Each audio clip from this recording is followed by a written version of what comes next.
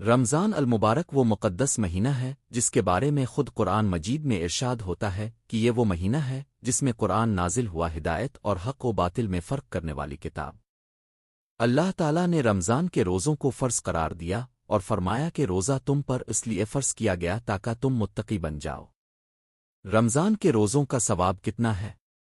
رسول اللہ نے فرمایا، ابن آدم کے ہر نیک عمل کا بدلہ 10 گنا سے لے کر 700 گنا تک دیا جاتا ہے، مگر روزہ میرے لیے ہے اور میں ہی اس کی جزا دوں گا۔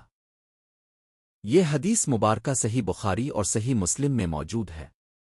اس کا مطلب یہ ہے کہ روزے کا اجر عام نیکیوں سے مختلف ہے۔ اس کی مقدار اللہ تعالیٰ خود عطا فرماتے ہیں جو انسانی حساب سے باہر ہے۔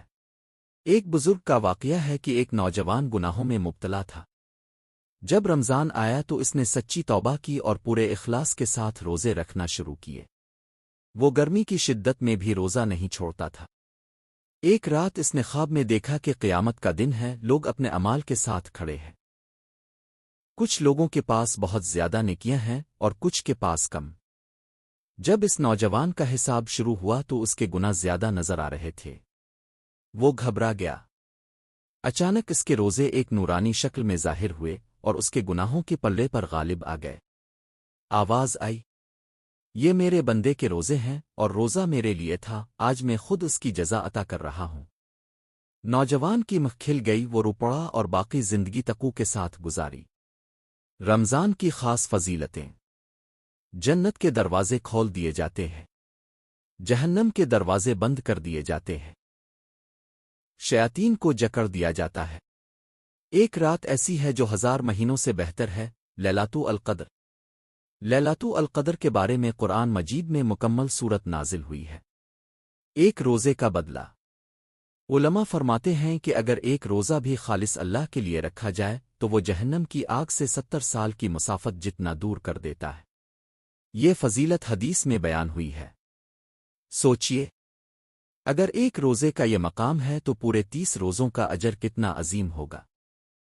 رمضان صرف بھوک اور پیاس کا نام نہیں بلکہ زبان کو گناہوں سے روکنا، آنکھوں کو حرام سے بچانا، دل کو صاف رکھنا، قرآن کی تلاوت کرنا، صدقہ و خیرات کرنا، یہ سب مل کر روزے کو مکمل بناتے ہیں۔ اے ایمان والو، رمضان کو معمولی نہ سمجھو۔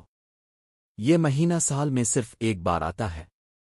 ہو سکتا ہے اگلا رمضان ہمیں نصیب نہ ہو۔ آج ہی نیت کریں کہ ہر روزہ مکمل اخلاص سے رکھیں گے، نمازوں کی پابندی کریں گے، قرآن سے تعلق مضبوط کریں گے۔